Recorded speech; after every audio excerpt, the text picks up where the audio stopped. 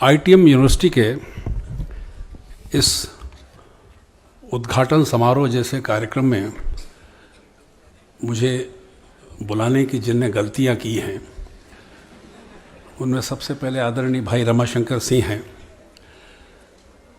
उसके बाद एक गलती और हुई कि इस यूनिवर्सिटी के कुलपति ने, वाइस चांसलर ने एक भगोड़े अध्यापक का सम्मान किया जो 8.5 साल के बाद नौकरी छोड़कर भाग गया था।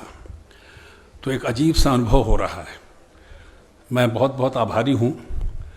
असल में आभार तो मैं दौलत सिंह चौहान का मानना चाहता था, लेकिन किसी कारण वो यहाँ आ नहीं पाए।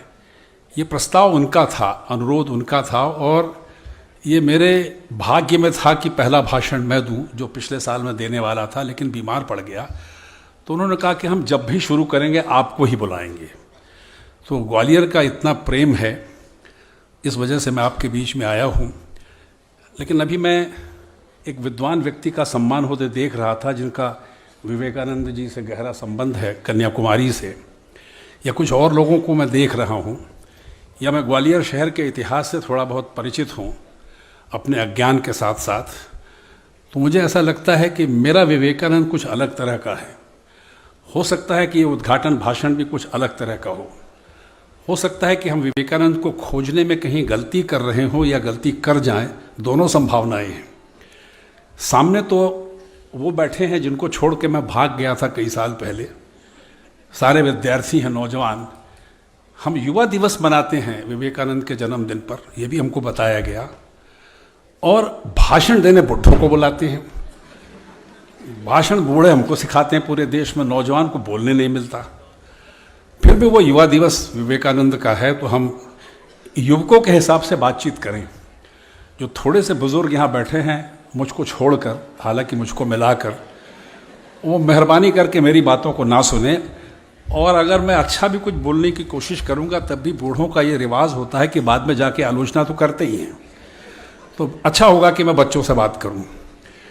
मेरा विवेकानंद वो नहीं है जो भगवा कपड़े पहनता है। मेरा विवेकानंद वो नहीं है जो उपदेश देता है। वो नहीं है जो आपके सिर के लिए अपने पैर उपलब्ध कराता है। मेरा विवेकानंद वो नहीं है जिसको सीखने के या जानने के लिए चाहिए नाम का शब्द ज़रूरी होता है कि आपको अच्छा बनना चाहिए, सच बोलना चाहिए, विनम्र होना चाहिए, खूब पढ़ना चाहिए, कुलपति जी नाराज़ न हो इस बात की फिक्र करनी चाहिए। ऐसा विवेकानंद बहुत सिखाया गया है हम उनमें से। मेरा विवेकानंद वैसा नहीं है। मैं को विवेकानंद के उस विकास की आपसे बात करने संक्षेप में आया हूँ जो आपके बराबर का है। इस बात का गौरव है हमारे मध्य प्रदेश को, जो अब मध्य प्रदेश में से टूटकर कुछ हिस्सा अलग हो गया। याद रखना, मेरा शहर रायपुर उनकी मातृभूमि कलकत्ता के अलावा अकेला शहर है पूरी धरती पर जहाँ विवेकानंद 2.5 साल रहे थे अपने बचपन में। इसी उम्र में जो 15-17 बरस की उम्र आपकी बहुतों की है, वो विवेकानंद वहाँ पर रायपुर में रहे थे। मेरे शहर ने, रायपुर ने, मेरे छत्तीसगढ़ ने, मेरे मध्य प्रदेश ने उनको हिंदी बोलना सिखाया। मेरे छत्तीसगढ़ ने उनको छत्तीसगढ़ी बोलना सिखाया। मेरे शहर ने, मेरे मध्य प्रदेश ने, मेरे छत्तीसगढ़ ने, मेरे रायपुर ने विवेकानंद को गरीबी से संपर्क रखना सिखाया। एहसास किया कि गरीब कौन होते हैं, उनको देखो। उस शहर के अंदर विवेकानंद को 1857 के जो बहादुर वीर थे उनसे जानकारी विवेकानंद को हमारे मध्य प्रदेश ने, हमारे छत्तीसगढ़ ने, हमारे रायपुर ने दी। हमने विवेकानंद का निर्माण किया है और हम केवल उद्घाटन भाषण के जरिए, कार्यक्रम के जरिए उनको याद करें, ये मुझ जैसे आदमी को गवारा नहीं होता। हमें विवेकानंद के नाम को कायम रखने के लिए, उनकी तरह का नौजवान पैदा करने के लिए, चाहे वो आईटीएम यूनिवर्सिटी हो या कोई और हो, या सरकार हो, या विवेकानंद विद्यापीठ के कार्यक्रम हो, हमको विवेकानंद को जीवित रखने का, जिंदा रखने का फिर से प्रयत्न करना चाहिए। तब तो ऐसे कार्यक्रम का मतलब होता है। ये हमको करना है। याद रखो बच्चों, दार्रे कसा और साले कसा नाम के 2 स्टेशन हैं ऐसी रेलवे में जो पहले थी। गोंदिया से रायपुर की तरफ चलो। विवेकानंद के पिता विश्वनाथ दत्त बहुत बड़े वकील थे और हमारे रायपुर शहर में वो 2-2.5 साल के लिए मुकदमे लड़ने आए थे, तो अपना परिवार साथ लाए थे। तब नरेंद्र की उम्र मुश्किल से 14-15 साल की थी। उस समय रेलगाड़ी पूरे तौर पर नहीं थी। जबलपुर से नागपुर की ओर जाते हुए, भंडारा से होते हुए बैलगाड़ी में विवेकानंद जा रहे थे। तब उनको दिखा कि 2 पहाड़ियां आपस में आलिंगन कर रही हैं। एक अजीब सा माहौल कुदरत ने और जंगल ने बना रखा है। तब उन्होंने देखा कि उसके बीच में मधुमक्खी का एक बहुत बड़ा छत्ता लटक रहा है और मधुमक्खियों की अनुगूंज एक तरह से लहरा रही है। विवेकानंद बेसुध हो गए। उनको ऐसा लगा कि उनका पूरा शरीर, उनकी पूरी आत्मा कहीं आसमान में चली गई है और उनको होश नहीं रहा। और बहुत दूर आगे चलने के बाद जब बैलगाड़ी आगे गई तब उन्होंने पूछा मैं कहाँ पहुँचा। तब गाड़ी वाले ने बताया कि आप तो बेहोश हो गए थे। तब उन्होंने कहा मुझे जीवन में पहली बार आध्यात्मिकता का अनुभव हुआ है। और वो रायपुर गए, रायपुर में रहे। उनके जीवन की कई घटनाएं तो लोग उनको बताते नहीं हैं। हम किसी भी महापुरुष का चेहरा चिकना चुपड़ा करके दिखाते हैं ताकि बच्चे अच्छी अच्छी बातें सीखें और बातें जो विवेकानंद से जुड़ी हुई है वो न बताई जाए। तुम लोगों की उम्र में विवेकानंद ने एक बार अपने घर में अपनी माँ को गाली दी थी, अपशब्द कहे थे। तब उनके आदर्श पिता विश्वनाथ दत्त, आप में से जब प्रथम 2-3 पंक्तियों में बैठे हैं ना, मुझको छोड़ के, क्योंकि मैं तो बहुत बूढ़ा हो गया, जिनके बच्चे पढ़ रहे हैं वो माँ बाप सुने कि बच्चों को कैसे पाला जाता है। तब विवेकानंद के पिता विश्वनाथ दत्त एडवोकेट ने घर के सामने छोटा सा लिख दिया, यहाँ नरेंद्र रहता है जो कभी कभी अपनी माँ को अपशब्द कहता है। विवेकानंद के जितने दोस्त आए नरेंद्र के, सबके सब ने उलाहना दिया, सबके सब ने मजाक उड़ाया कि तू अपनी माँ को गाली देता है। और उस दिन से नरेंद्र ने कसम खा ली कि माँ तेरे चरणों में पड़ा रहूंगा, मुझसे अपशब्द कोई सुन ले ऐसा मेरा जीवन नहीं बनेगा। ये विवेकानंद के हमारे छोटे से उदाहरणों की एक आपको मैं बात बताना चाहता हूँ। एक नाम सुना होगा आपने या नहीं सुना होगा तो मैं बताने आया हूँ, वीर नारायण सिंह। और भी कई वीर हैं, उनके बारे में नहीं कहूँगा। वीर नारायण सिंह एक बहुत बड़े ऐतिहासिक योद्धा हुए छत्तीसगढ़ में, एक आदिवासी। देश में मंगल पांडे हो या झांसी की रानी लक्ष्मीबाई हो या पेशवा हो या और कोई लोग हो, नाना साहब हो, तात्या टोपे हो, ये सब आज़ादी के वास्ते, आज़ादी की जंग के वास्ते अंग्रेज से उसके अत्याचार के कारण लड़े। आर्थिक सवालों पर लड़ने वाला देश का पहला योद्धा छत्तीसगढ़ के सोना खान जमींदारी का एक आदिवासी मालगुजार था, जो उस समय के जो प्रॉफिट कर लेने वाले, होर्डिंग करने वाले जमाखोरों से लड़के अपनी जनता को बचाने की कोशिश कर रहा था। उसका किस्सा रायपुर में था, उसकी शहादत रायपुर में हुई। विवेकानंद ने मर मिटने का जो पहला संकल्प किया, पहला जो उनको उत्साह मिला, वो उस वीर नारायण सिंह की प्रतिमा से, उस वीर नारायण सिंह की कथा से मिला। ये बात मैं आपको बताने आया हूँ। और याद रखना, विवेकानंद आसमान से नहीं टपके थे। मेरा विवेकानंद, मेरा नरेंद्र सवाल पूछता है। ये जितने बैठे हैं, अगर अपने गुरुजनों से आप सवाल नहीं पूछते तो ठूठ हैं आप, आपकी जिंदगी का कोई मतलब नहीं है। अरे कीड़े मकोड़े तो करोड़ों में पैदा होता है बच्चे, सवाल पूछो। जब गुरु रामकृष्ण के पास वो गए, और कैसे गए, अभी बताया आदरणीय ने कि मैं अंग्रेजी साहित्य का अध्यापक हूँ। बहुत सा काम तो कवि लोग करते हैं, हालांकि मैं कवि नहीं हूँ और कविता लिखता नहीं, कविता पढ़ता भी नहीं, मेरी पत्नी कविता लिखती हैं, लेकिन बहुत सा काम कवि करते हैं। विवेकानंद जब स्कॉटिश चर्च कॉलेज में पढ़ रहे थे तब एक कविता आई, उसका नाम था एक्सकर्शन। विलियम वर्ड्सवर्थ अंग्रेजी रोमानी कवि के बहुत बड़े हस्ताक्षरों में से गिने जाते हैं। उनको भारत से बहुत प्रेम था और कश्मीर में जो सूफी संप्रदाय के लोग रहते हैं और जो रहस्यात्मक अनुभूतियों का जखीरा होता है, उससे वो परिचित थे। एक दिन विवेकानंद अपनी कक्षा में पढ़ रहे थे तो अंग्रेजी साहित्य के अध्यापक नहीं आए और उनकी जगह प्रिंसिपल हेस्टी उनको पढ़ाने लगे। कभी कभी होता है ना कि जो शिक्षक आपको पढ़ाता है बहुत अच्छा नहीं पढ़ाता है, और जिस दिन वो छुट्टी पे रहता है तो दूसरा शिक्षक जब पढ़ाने आता है तो आपको बहुत अच्छा लगता है, क्योंकि शायद वो बहुत अच्छा पढ़ाता है। प्रिंसिपल हेस्टी ने पढ़ाया। एक्सकर्शन नाम की एक सीरीज है कविताओं की, विलियम वर्ड्सवर्थ की। तो उन्होंने कहा कि इसमें रहस्यात्मक अनुभूति है। मनुष्य जो है अपनी ज्ञानेंद्रियों के परे जाके सृष्टि और पूरे माहौल में, पूरे प्रकृति में अंदरूनी तौर पर घुस सकता है, ऐसा होता है। तो उन्होंने कैसे हो सकता है। तब प्रिंसिपल हेस्टी ने कहा कि देखो भाई, हमने तो जो पढ़ा है वर्ड्सवर्थ आपको समझाया, लेकिन कलकत्ते में एक दक्षिणेश्वर नाम के मंदिर में रामकृष्ण नाम का एक आदमी रहता है, वो कहता है मैं ईश्वर को देखता हूँ। तब याद रखो, पहली बार जब नरेंद्र रामकृष्ण देव से मिले तो भक्तिभाव से नहीं मिले, स्वामी सन्यासी बनने के लिए नहीं मिले। उनसे मिलकर के उन्होंने पूछा कि मैं एक विज्ञान का विद्यार्थी हूँ। वो केमिस्ट्री, फिजिक्स और मैथ्स पढ़ते थे। हालांकि सेकंड डिवीजन में पास हुए थे, बाकी कहानी आगे। उन्होंने कहा कि मैं आपसे पूछने आया हूं कि क्या आपने ईश्वर को देखा है? उन्होंने कहा मैं तो रोज देखता हूं। कैसे? जैसे मैं तुमको देखता हूं वैसे मैं ईश्वर को देखता हूं। तो मैं आऊंगा तो मुझको दिखा दोगे? बोले हाँ, क्यों नहीं दिखा देंगे, तुम तो देखना चाहते नहीं थे। उसके बाद जब उन्होंने रहस्यात्मक अनुभूतियों का पोचारा फेरा उनके विवेक के ऊपर, उनसे बातचीत की, उनको समझाया, तब विवेकानंद को समझ में आया कि हम जिन ज्ञानेंद्रियों के बल पर हैं, अपने मस्तिष्क के बल पर हैं, विवेक के बल पर हैं, आंखों के बल पर हैं, कान के बल पर हैं, धरती और दुनिया और आकाश और रहस्यमयता इसके परे भी होती है। और तब वो जाके श्री रामकृष्ण के संगति में आए। याद रखो, विवेकानंद को 20 खंडों की एनसाइक्लोपीडिया ब्रिटेनिका के 11 खंड याद थे। चार्ल्स डिकेंस का पिकविक पेपर्स नाम का जो ग्रंथ है वो पूरे का पूरा याद था। विवेकानंद को फ्रांसीसी संगीत आता था, विवेकानंद को गाना बहुत अच्छा आता था, विवेकानंद को रसोई बनाना बहुत अच्छा आता था, विवेकानंद को ऐसे कई काम आते थे। हर्बर्ट स्पेंसर जो अमेरिका के बहुत बड़े शिक्षा शास्त्री थे, उनको विवेकानंद ने चिट्ठी लिखी कि मैं आपकी किताब का अनुवाद करना चाहता हूं बंगला में। उन्होंने चार्ल्स डार्विन के समानांतर थ्योरी लिखी। और विवेकानंद फुटबॉल के बहुत अच्छे खिलाड़ी थे। विवेकानंद ने एक जगह लिखा है कि गीता पढ़ने से ज्यादा अच्छा है नौजवान फुटबॉल खेलें तो इनको ईश्वर जल्दी समझ में आएगा, धर्म जल्दी समझ में आएगा। लेकिन गीता पढ़ना मना नहीं किया था, प्राथमिकता की बात बताई थी। और बंगाल में जो एक मुहावरा चला, खेला होबे, ये विवेकानंद के फुटबॉल प्रेम के कारण खेला होबे चला था।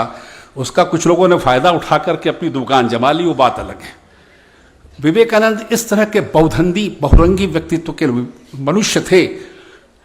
और ये भी याद रखिए, क्योंकि विवेकानंद का वो चेहरा आपको बताया जाएगा।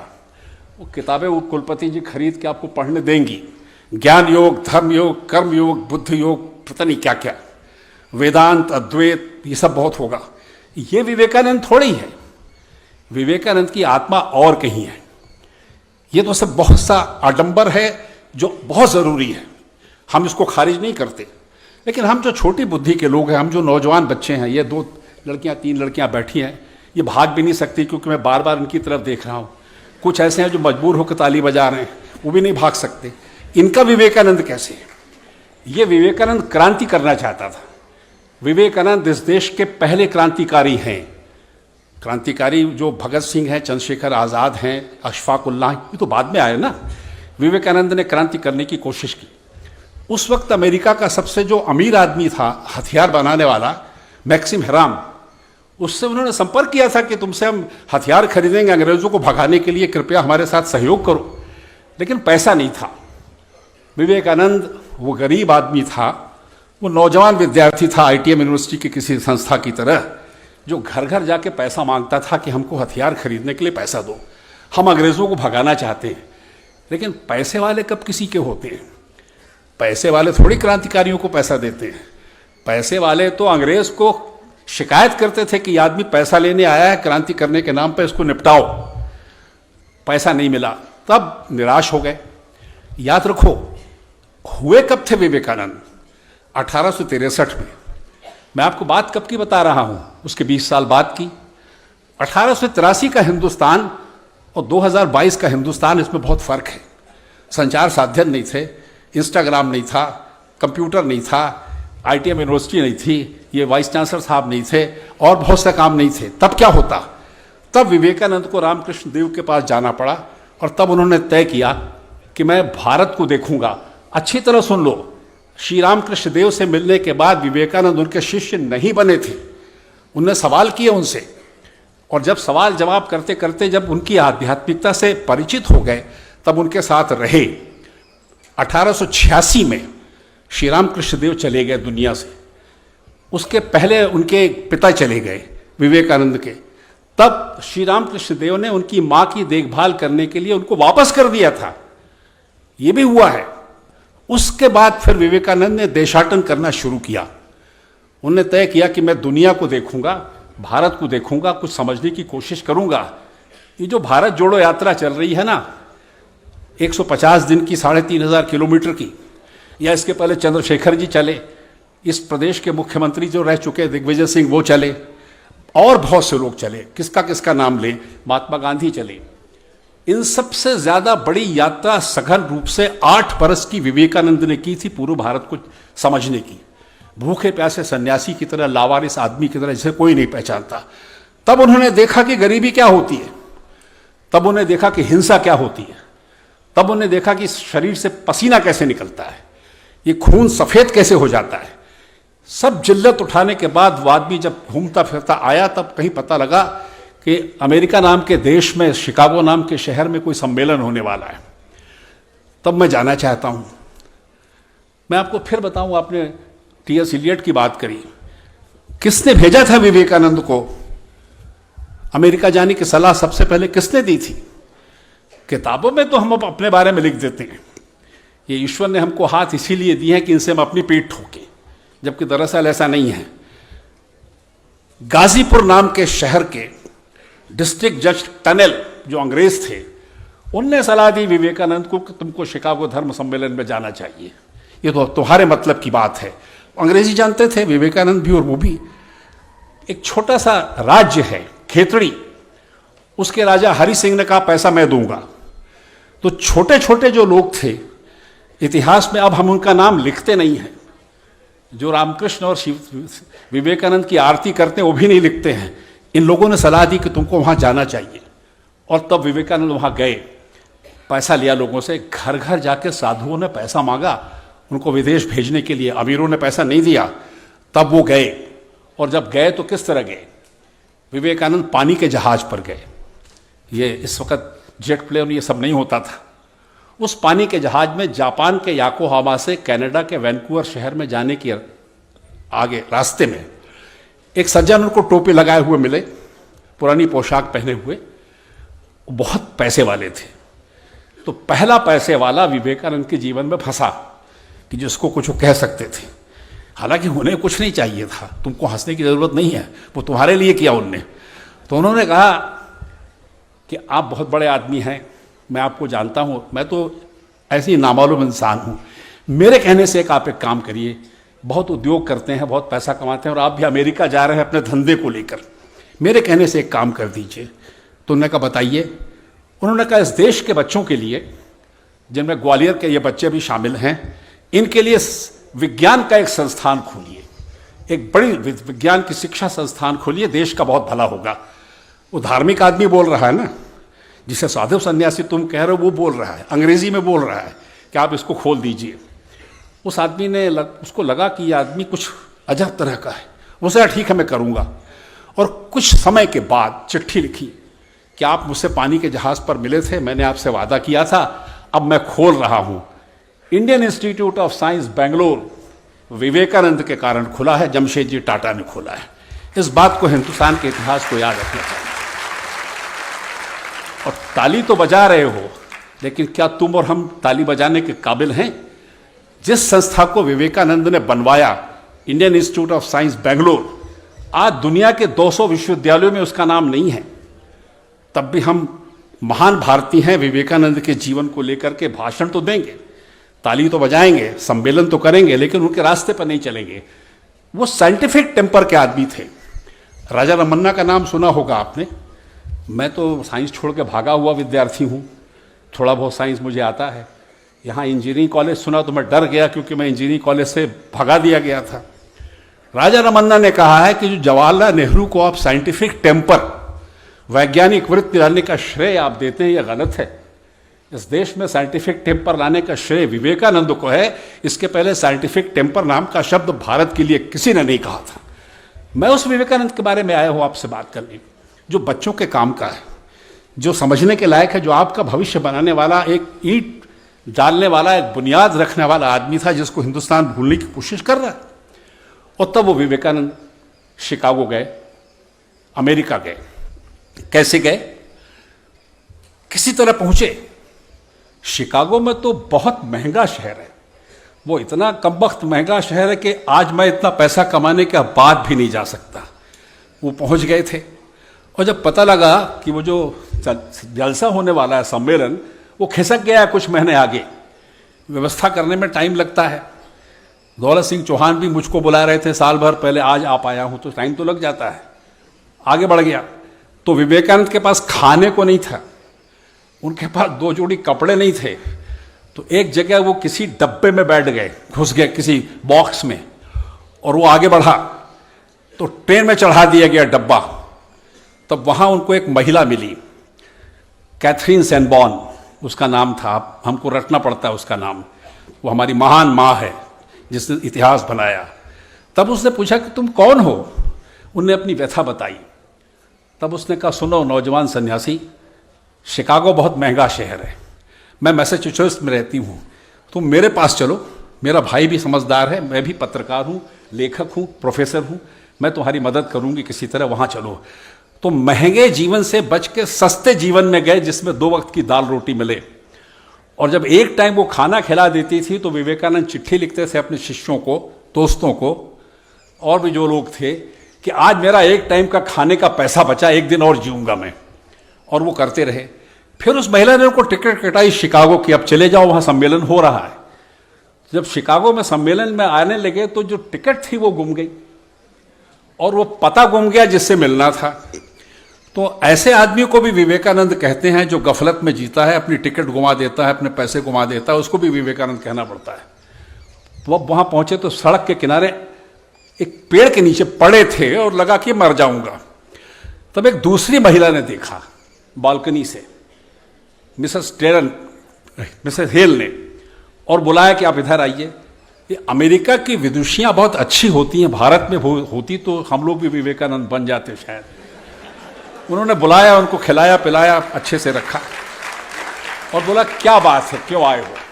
तो जब पूरा बताया तो बोले एक प्रोफेसर राइट हैं, J.H. राइट हैं, मैं उनसे कहती हूँ, वो बहुत प्रभावशाली हैं। राइट ने प्रबंध किया, उनको किसी तरह से उसमें अंदर ढकेला। और जो सम्मेलन हुआ था ना, 400 साल कोलंबस ने अमेरिका खोजा, उसके 400 साल हो गए थे, उसका सम्मेलन था। और कौन कर रहा था सम्मेलन? कोई स्वामी जी नहीं कर रहे थे, कोई धार्मिक संस्था नहीं कर रही थी, कोई टाटा बिरला के तरह के आजकल के नौजवान जो दुनिया में सबसे आगे अमीर हुए चले जा रहे हैं, उन्होंने नहीं किया था। चार्ल्स कैरोल बोनी नाम का एक वकील था।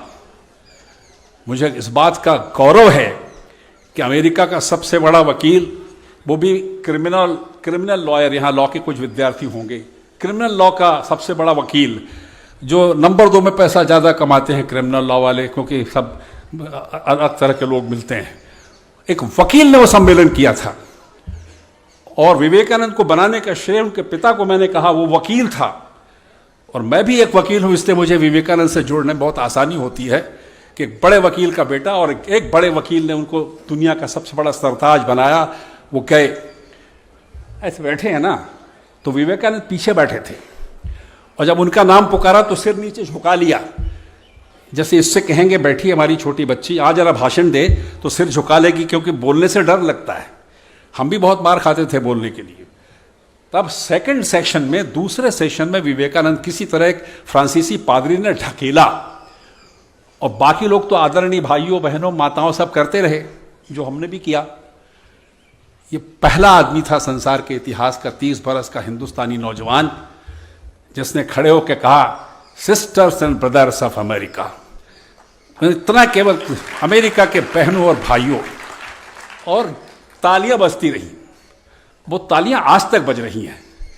विवेकानंद की महारत इस बात में थी कि पश्चिम की संस्कृति को समझकर उन्होंने brothers and sisters of America नहीं कहा, जो हमारे यहाँ होता है, श्री और श्रीमती कनक तिवारी, यानी कभी भी हम अपनी महिला को आगे नहीं बढ़ने देते।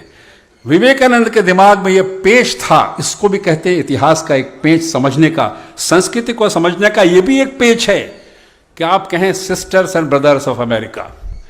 तो जितनी महिलाएं थीं उन्हें तो 100% ताली बजाई। आधे पुरुषों ने बजाई जो महिलाओं से डरते थे, और आधे ने नहीं बजाई जो उनसे जलते थे। सारे के सारे हॉल में ये बात होती रही। लेकिन एक बात है, आप तो मिशन का बहुत बड़ा काम कर रहे हैं, मैं आपसे भी कहना चाहता हूं, रामकृष्ण मिशन की किताबों में भी ये बात नहीं है। मैं जिम्मेदारी से कह रहा हूं, जो एक बात संसार के इतिहास को खोज कर एक महिला ने दी, वो भी अमेरिका की, मैरी लुइस बर्ग। उसने विवेकानंद के अमेरिका और वेस्ट में रहने के पूरे अनुभवों का जखीरा 6 खंडों में दिया है।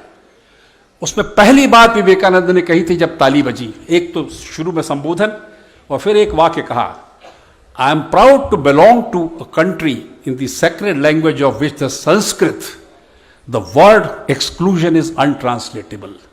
मैं उस देश का निवासी होने में गौरव अनुभव करता हूं जिसकी देववाणी संस्कृत में बहिष्कार नाम के शब्द का अनुवाद नहीं होता।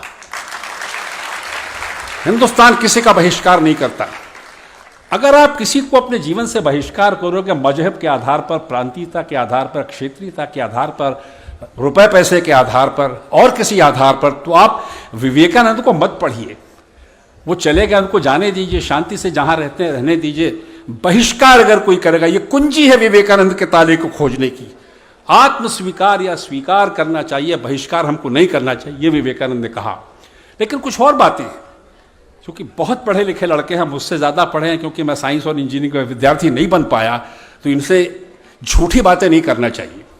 ये तो प्रयोग करते हैं, रिसर्च करते हैं।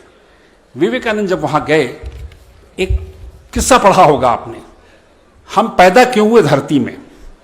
कहानी है बाइबल में या ईसाइयत में। कहानी यह है कि एक स्वर्ग नाम की जगह है जहाँ बहुत से लोग जाना चाहते हैं, हिंदू भी और मुसलमान भी, सबको स्वर्ग जाने की बड़ी इच्छा है। वहाँ एक ईश्वर रहता है, देवता, और वहाँ एक पेड़ है, शायद एप्पल का पेड़ है, सेब का। तो वो कहते हैं कि इसको खाना नहीं तोड़ के। वहाँ पुरुष को कहा, आदमी को, मर्द को, कि खाना नहीं। अब उसकी औरत ने उसको भड़काया। सच्ची पत्नी वही होती है जो पति को बर्बाद करे। तो उसने भड़काया कि तुम फल खाओ, तुम ईश्वर से क्यों डरते हो, ईश्वर से डरने की क्या जरूरत, और तुम चोरी से अगर खा लोगे तो ईश्वर को पता कैसे चलेगा।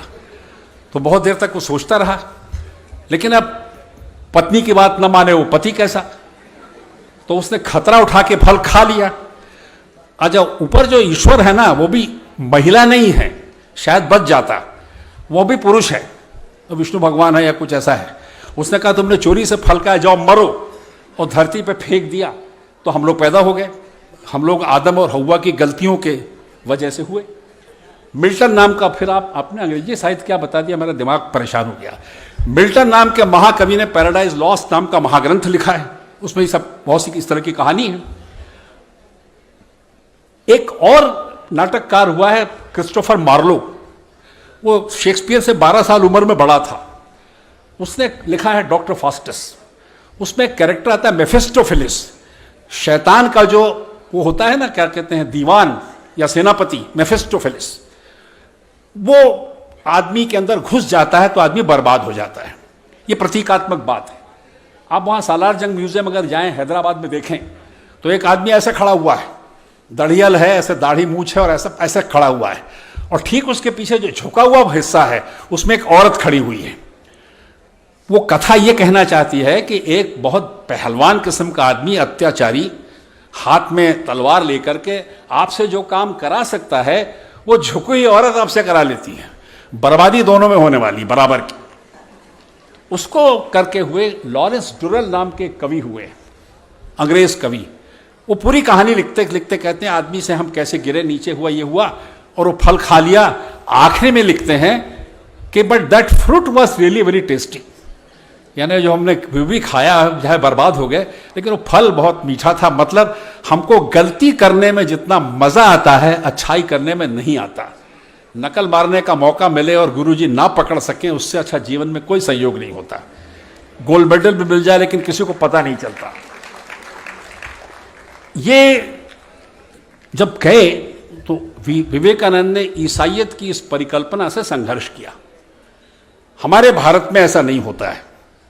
हमारे भारत में उन्होंने कहा कि हम अमृत के बच्चे हैं, हम अमृतस्य पुत्र, हम अमृत के बच्चे हैं, हम इस बात को नहीं मानते।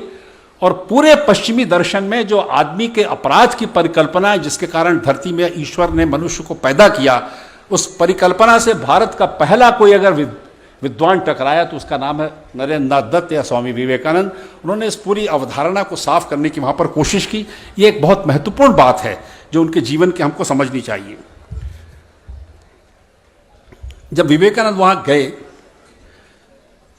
तो एक रॉबर्ट इंगरसोल नाम के नास्तिक उनसे मिले। रॉबर्ट इंगरसोल ने कहा कि अगर तुम 50 साल पहले यहाँ आए होते तो तुमको कत्ल करके फेंक दिया गया होता। जो अमेरिका है ना, आज का भी अमेरिका जो है ना, उसकी चकाचौंध में मत फंसिए।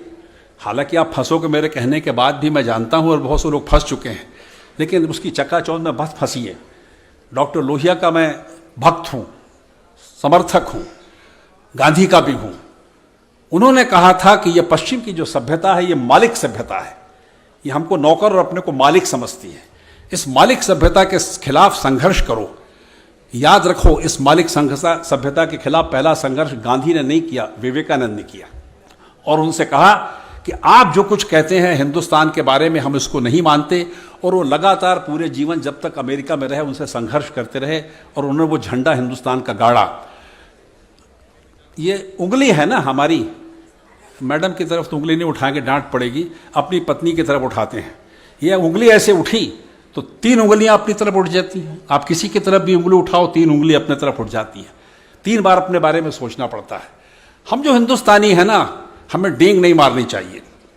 हमको जब भारत महान बताते हैं ना, ये देश महान बताते हैं, ये देश विश्व गुरु बनने वाला है या खुद भी बनने वाले हैं, इनसे प्रभावित मत होइए। हम लोग भी साधारण आदमी हैं, हम लोगों से भी गलतियां होती हैं। अपने आप को बहुत महान बनाने की ज़रूरत नहीं है, लेकिन कुल मिलाकर अपने आप को निकम्मा मानने की भी ज़रूरत नहीं है। विवेकानंद ने ये आत्मज्ञान हमको दिया, ये ताकत हमको दी है। जब कभी विदेश जाने का मौका लगे, हो सकता है तुम अमेरिका जाओ, हो सकता है इंग्लैंड जाओ, हो सकता है और किसी देश में जाओ, तो जब वहाँ की धरती में खड़े हो गए ना बच्चों, तो घमंड के साथ खड़े होना कि हम हिंदुस्तान की धरती से आए हैं, हम कोई छोटे मोटे लोग नहीं हैं। ये अहंकार, ये सात्विक अहंकार विवेकानंद ने हमारे जीवन में, हमारे जहन में दिया है, वरना हम इस काबिल नहीं थे। ये महान देश है। हिंदुस्तान से ज़्यादा आदर्शों के लिए जीने वाला कोई मुल्क संसार में आज तक भी नहीं है। मैं गवर्नमेंट से कहता हूँ, हम दूसरों के लिए मर जाएं इस भावना से जीने वाला मुल्क में और कोई हो नहीं सकता हमारे देश के मुकाबले। लेकिन ये सब कुछ हमारे कहने के बाद भी हमारे अंदर एक कमी थी। हम घरघुस्सू कौम के लोग हैं, हम दब्बू कौम के लोग हैं, हम संकोची कौम के लोग हैं, हम उदार कौम के लोग हैं, हम भलाई करने वाली कौम के लोग हैं। हिंदुस्तान का कोई भी आदमी पिछले 2000 बरस के इतिहास में बाहर नहीं गया अपनी आध्यात्मिकता को लेकर, अपने ज्ञान को लेकर। केवल सबसे पहले गौतम बुद्ध गए, 2500 साल पहले महात्मा बुद्ध गए और वो दक्षिण पूर्व एशिया में जाकर उन्होंने हिंदुस्तान की आध्यात्मिकता का, धर्म का, अच्छाई का प्रचार किया। उसके बाद कोई नहीं। 2000 बरस बाद केवल नरेंद्र नाथ दत्त उर्फ विवेकानंद हुए जो पश्चिम की तरफ गए, पूरब की तरफ नहीं गए। और पूरब की तरफ न जाके पश्चिम की तरफ जाके 3.5 साल उन्होंने प्रचार किया अमेरिका और यूरोप में रह के। और एक खास बात है, मैं बहुत कम पढ़ा लिखा आदमी हूं, इसीलिए बुलाया गया हूं। जो ज़्यादा पढ़े लिखे लोग हैं उसको दुरुस्त करें। हिंदुस्तान के जहनियत के जो सबसे बड़े लोग हुए उसमें स्वामी विवेकानंद अकेले हैं जो विदेश जाने के लिए, जिनके पास एक्सपोर्ट इंपोर्ट दोनों लाइसेंस थे। हिंदुस्तान की सारी अच्छाइयाँ और आध्यात्मिकता, इस देश की महानता, इस देश की उदारता, धर्म के संबंध में हमारी समझ, सब कुछ लेकर विदेश गए, खाली हाथ नहीं लौटे। हिंदुस्तान के लोगों को अमीर बनाने के लिए, लोकतंत्र की शिक्षा देने के लिए, नारी की मुक्ति के लिए और तमाम तरह की वैज्ञानिकता को लेकर विवेकानंद बाहर लौटे। वो अकेले ऐसे विचारक हैं, सबसे बड़े और सबसे पहले। गांधी हैं, बाद में हैं, जो अपने देश की कमजोरियों को अपनी अच्छाइयों के मुकाबले समझते हैं। महान हिंदू कौम के वो भक्त हैं, लेकिन उसकी सारी बुराइयों को समझते हैं। और कुछ बातें ऊपर से नीचे वाले सुन लो जो आपस में बात कर रहे हो।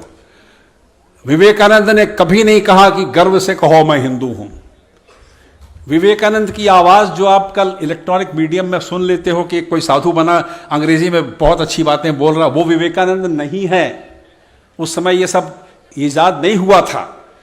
विवेकानंद का सारा ज्ञान संसार के इतिहास को परोसने के लिए कुछ लोग जिम्मेदार हैं।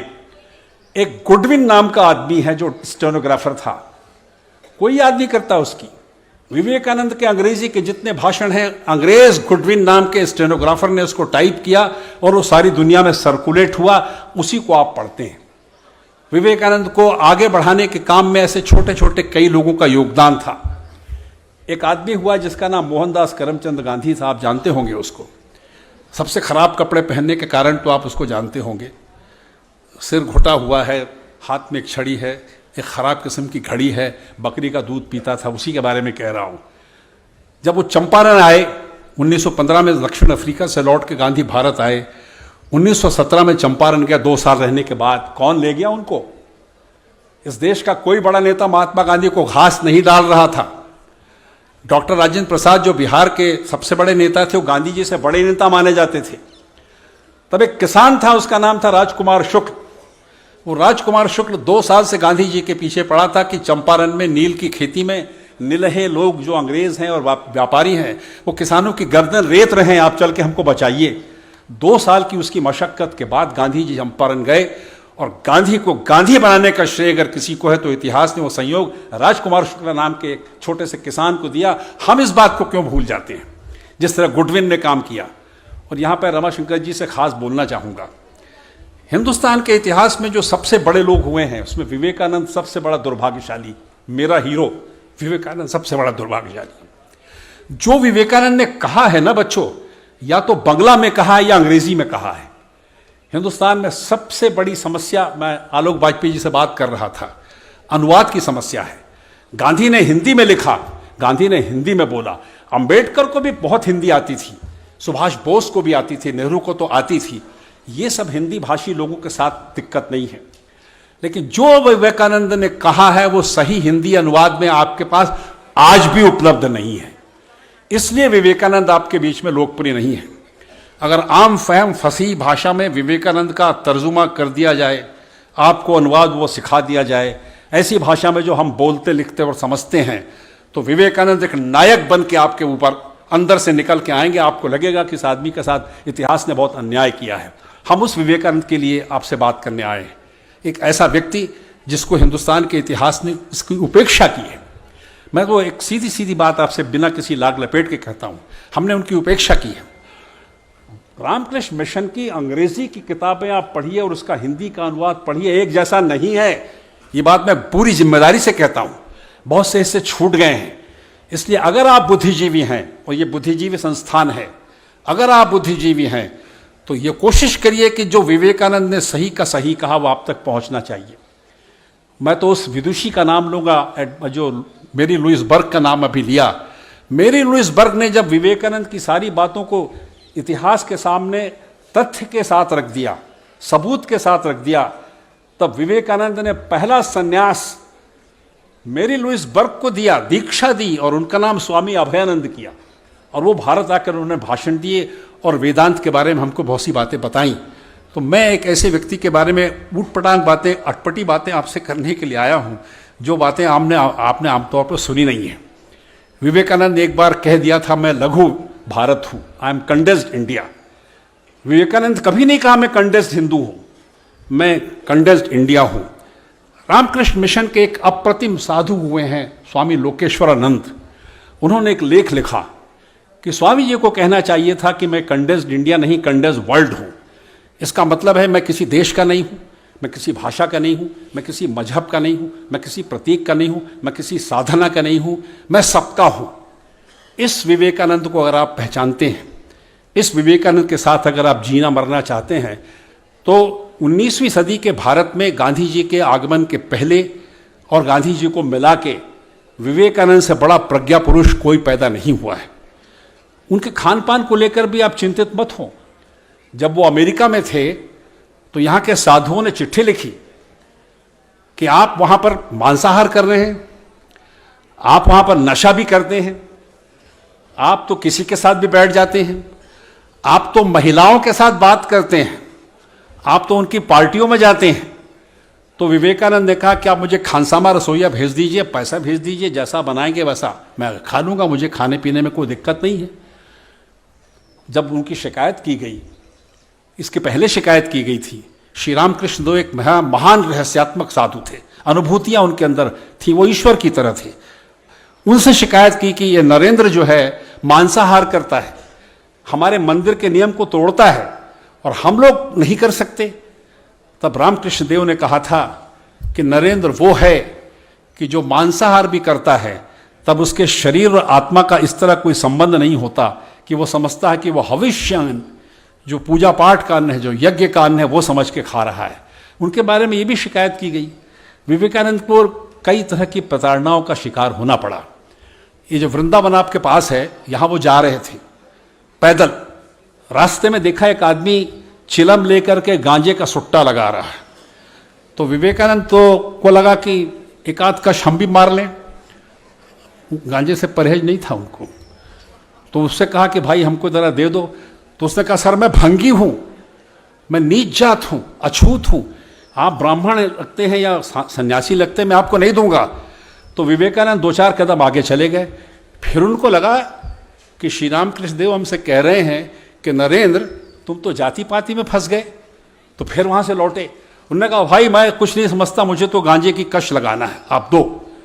और छीन करके उससे ज़बरदस्ती 1-2 कश लगाई, फिर चले। बाद में अपने एक शिष्य गिरीश चंद्र घोष को उन्होंने बताया कि मैंने ऐसा ऐसा किया। तो गिरीश चंद्र घोष उनके मुँह लगे थे। कई ऐसे शिष्य होते हैं जो गुरु के मुँह लगे रहते हैं, यहाँ भी होंगे मैं नहीं जानता।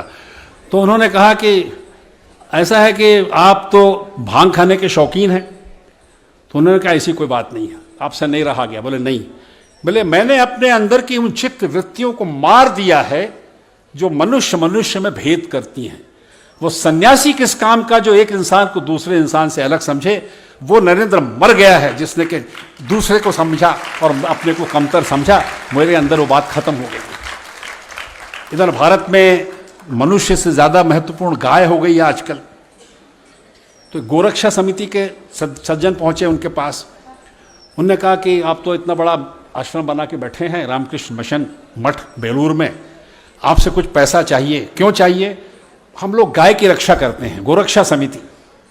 तो उन्होंने कहा कि क्या करते हैं? बोले वहाँ हम गाय को मरने से बचाते हैं।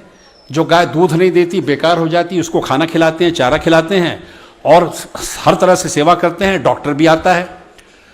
तो विवेकानंद ने कहा इतना पैसा तो मेरे पास नहीं है, लेकिन हाँ एक बात पूछता हूँ, सरकारी आंकड़े के हिसाब से जो कि सही नहीं होते, 9 लाख लोग भूख से मर रहे हैं देश के अंदर, उनकी सेवा करते हो क्या? तो उसने कहा वो हमारा काम नहीं है। बोले क्यों? बोले हमारे बायलॉज में लिखा है कि हमको केवल गाय को बचाना है, आदमी मर रहा है तो उससे हमारा कोई लेना देना नहीं है। तो विवेकानंद ने कहा ऐसा क्यों? बोले वो जो मर रहे हैं वो कर्मफल है, पिछले जन्म में उन्होंने पाप किया होगा इसलिए मर गए। तो स्वामी जी ने कहा कि हाँ ये गाय का भी कर्मफल है, पिछले जन्म में इसने पाप किया होगा इसलिए कसाई के पास जा रही है, तो आप इसको जाने दो। विवेकानंद ने कभी भी उस अर्थ में गाय को माता नहीं कहा जिसको माता कहने के कारण हमें किसी की गर्दन को काटना पड़े और मनुष्य का बीफ बनाना पड़े।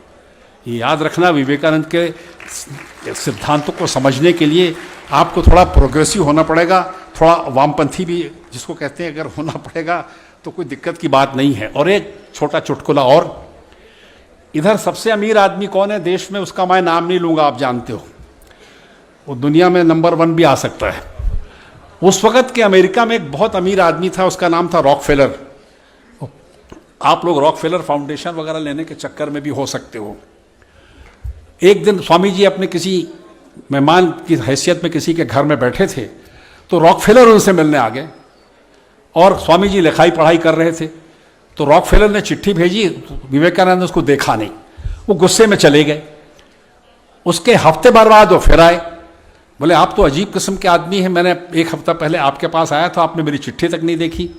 उन्होंने कहा मतलब की बात करो। उन्होंने कहा कि आपके कहने से मैंने बहुत बड़ा दान कर दिया है और वो बहुत बड़ा दान करने के बाद मैं आपको सूचित करने आया हूँ, तो मुझे आप धन्यवाद दीजिए। तो विवेकानंद ने कहा कि तुम मुझे धन्यवाद दो कि तुम बस जैसे कमबख्त करोड़पति को मैंने इंसान बनाया। क्या हमारे देश में ज्ञान देने वाले, आत्मा का संस्कार देने वाले किसी करोड़पति को ऐसा कह पाएंगे? अगर आज नहीं कह पाएंगे तो विवेकानंद जयंती मनाने का हमारा क्या मतलब होगा पूरे देश में? हम किस बात के स्वामी विवेकानंद की तारीफ करने के लिए आगे पीछे हैं? हाँ, इसके बाद कुछ बातें और भी हैं। मैंने पेरियार को पढ़ा है, मैंने अंबेडकर को पढ़ा है। पेरियार ने और अंबेडकर ने विवेकानंद की आलोचना की है। उन्होंने कहा कि जो स्वामी विवेकानंद ने रास्ता बताया समाज सुधार का, हम इससे सहमत नहीं हैं। उनका कहना है कि जब तक जातिवाद नहीं टूटेगा, जातिवाद भारत में खत्म नहीं होगा, आप कोई भी सुधार करेंगे वो संभव नहीं होगा। ये बात सही है। विवेकानंद विधवा विवाह के पक्ष में नहीं थे। उस संबंध में उनका कहना था कि मुझे इससे कोई लेना देना नहीं है। विवेकानंद ने अंतर जाति विवाह जो आजकल बहुत हो रहे हैं, जिसके कारण कि टेलीविजन भरा पड़ा है खबरों से, उसके बारे में भी उनका कोई विचार नहीं था। विवेकानंद ने माना था कि वर्णाश्रम व्यवस्था हमारे देश में इतनी पुरानी है कि इसको जाते जाते समय लगेगा। उन्होंने माना था कि जाति प्रथा हमारे देश में बहुत गहरी हो गई है, इसको जाते जाते समय लगेगा। लेकिन याद रखिए, जिस वक्त विवेकानंद का समय था और बाद का जो समय है, समय बदलता है, मूल्य बदलते हैं, संस्कार बदलते हैं। इसलिए विवेकानंद ने कहा था कि सबसे पहले प्राथमिकता हमारी ये कुछ नहीं है, ये लाक्षणिकताएं हैं जीवन की, ये सिम्टम्स हैं, इनको दूर करो। सबसे बुनियादी जरूरत है कि हमको हर गरीब आदमी को शिक्षा देनी चाहिए। Education should be the top priority, उसको सबसे पहले शिक्षा देनी चाहिए। और यहां तक कहा था कि अगर मोहम्मद पहाड़ के पास नहीं जा सकता तो पहाड़ को मोहम्मद के पास आना चाहिए और हमको उनको शिक्षा देनी चाहिए। और एक बात जो कही थी वो कम्युनिस्ट वर्ल्ड के, कम्युनिस्ट दुनिया के लोगों ने भी आज तक नहीं कही। उन्होंने कहा कि सबसे नीचे के तबके के आदमी को इतनी शिक्षा दो कि देश के, समाज के भविष्य के संस्कार वो गढ़ेगा, वो तय करेगा कि हमारे सांस्कृतिक मूल्य क्या होंगे। उन सांस्कृतिक मूल्यों की रोशनी में भारत चलेगा, पूरी दुनिया चलेगी, और तब ये देश बराबरी का होगा, अन्यथा नहीं होगा। ऐसी क्रांति तो लेनिन ने भी नहीं की, माओ से तुंग ने भी नहीं की, और जगह भी नहीं हुई। और एक जगह उन्होंने कहा था, एक उनके मित्र थे मोहम्मद सरफराज हुसैन, वो नैनीताल में थे और वो वेदांती हो गए थे, मुसलमान। तो उनको एक चिट्ठी लिखी विवेकानंद ने 1897 में कि और तो सब कुछ ठीक है, लेकिन मेरे देश का भविष्य तो उस दिन उज्जवल होगा जब इस्लामी देह में वेदांत का मन होगा। देह तो सभ्यता है मित्रों, दिखाई पड़ती है, ये सभ्यता है, कोट पतलून है, ये टोपी है, देह तो सभ्यता है। इस्लामिक सभ्यता से विवेकानंद बहुत प्रभावित थे। ये जो संगीत है, ये जो आर्किटेक्चर है, ये जो स्कल्पचर है, ये जो हुकूमत शाही है, ये जो भाषा है, ये जो तहजीब है, ये जो खान पान है, ये तो मुसलमानों ने हमको दिया है, इस बात से थे। लेकिन एक अंदर सूफियाना अंदाज का एक वेदांती मन होता है, वो उसके अंदर मिलना चाहिए। वो भारत का सच्चा समय होगा। क्या ऐसा हम कर सकते हैं? संस्कृति और सभ्यता के नियामक मूल्य एक साथ संयुक्त होकर गढ़ने के लिए विवेकानंद ने जंक्शन नाम का शब्द दिया था कि जब इस्लामिक देह का और वेदांती मन का जंक्शन होगा, ग्वालियर में भी जंक्शन है, वहाँ से छोटी लाइन की बहुत सी गाड़ियाँ जाती होंगी, आप इस बात को समझते होंगे। ऐसा किसी ने कहा था? ऐसा किसी ने नहीं कहा।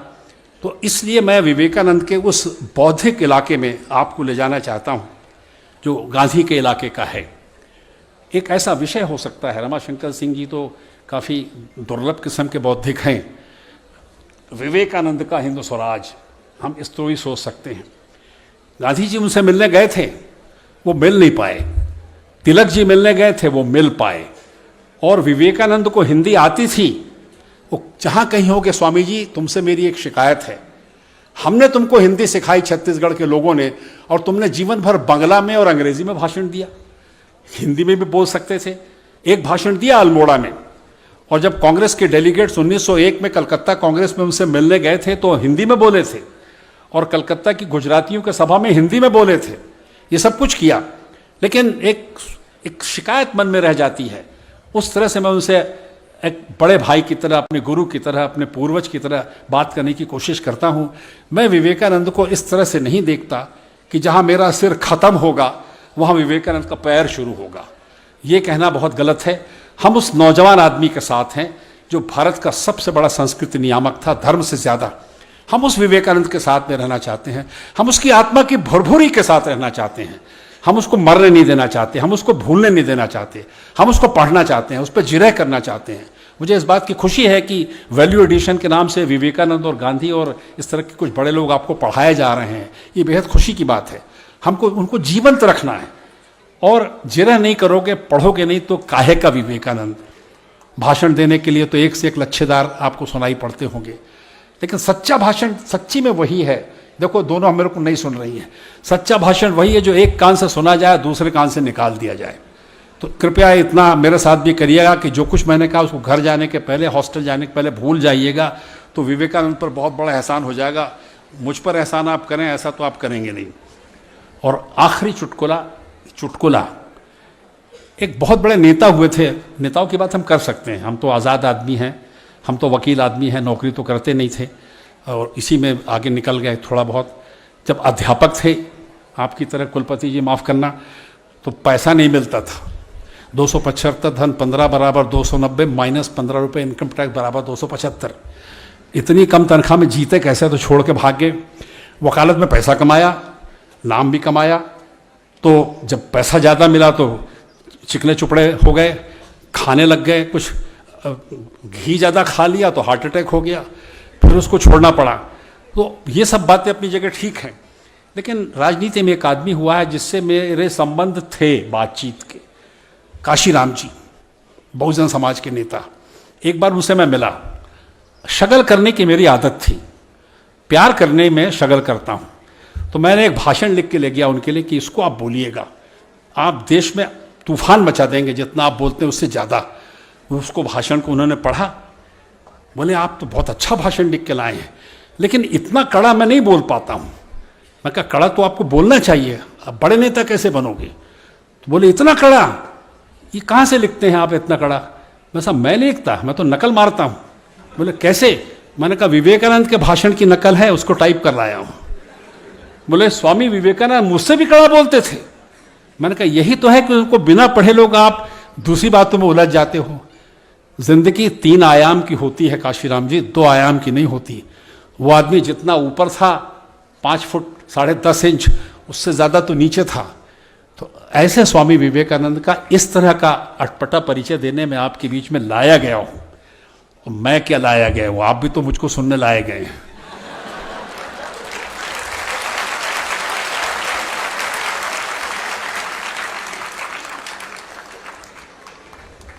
वो अपने को बख्शते नहीं थे। उन्होंने साफ साफ कहा कि संसार में हिंदू धर्म से ज़्यादा व्यापक कोई धर्म नहीं है, एक संसार में हिंदू धर्म से ज़्यादा अत्याचारी भी कोई धर्म नहीं है। इसलिए हमको उस अत्याचार के हिस्से से बचना चाहिए। और विवेकानंद हिंदुस्तान में पैदा हुए इसलिए हिंदुस्तान को प्रेम नहीं करते थे, ये मैं नहीं कह रहा हूँ, रामकृष्ण मिशन के कई साधुओं ने कहा है। वो हिंदुस्तान को इसलिए प्रेम करते थे कि हिंदुस्तान ने आदर्श जितने पैदा किए और उनके लिए मरा है, जिया है, उतना संसार में किसी देश ने नहीं किया। अगर वो सूरीनाम में पैदा होते, वियतनाम में पैदा होते, तब भी यही कहते कि संसार का सबसे अच्छा कोई देश आदर्शों के लिए है तो वो हिंदुस्तान है, वो भारत है, हमको उससे सीखना चाहिए। आपने पूर्वजों को न भूलिए, जो बहुत पहले वाले हमारे पूर्वज हैं उनको आप मत भूलिए, उनसे सीखिए। हिंदुस्तानी ज्ञान से दूर मत हटिए। बोलने में, लिखने में, पढ़ने में, सोचने में अपना देश महान है। ये छोटी छोटी नौकरी में यंकी बन के और ऐसा सब अमेरिका इंग्लैंड जा करके और अपने देश को भूल के इंडियंस ये मत करिए, इससे देश नहीं चलता, इससे समाज नहीं चलता। संस्कृति एक नदी है, गंगा नदी की तरह। विवेकानंद उसके अंदर बहते हुए हिमालय से निकल करके बंगाल की खाड़ी तक गए हैं। वो यात्रा तो करिए, उनके साथ ज्ञान की यात्रा करिए। मैं आपको ये इसलिए कहने आया हूँ कि ये जो बैठे हैं ना, मुझसे ज़्यादा समझदार लोग, इनके बिठाए जाने से मैं डरा हुआ हूँ। तो इनकी तरफ पीठ करके आपसे मुखातिब होकर मैं बोल रहा हूँ। मुझे उम्मीद है कि मुझे आप समझेंगे, सुनेंगे, कुछ नहीं, लेकिन मेरे कहने के बाद आप विवेकानंद का कुछ बिगाड़ नहीं पाएंगे, इसका मुझको भरोसा है।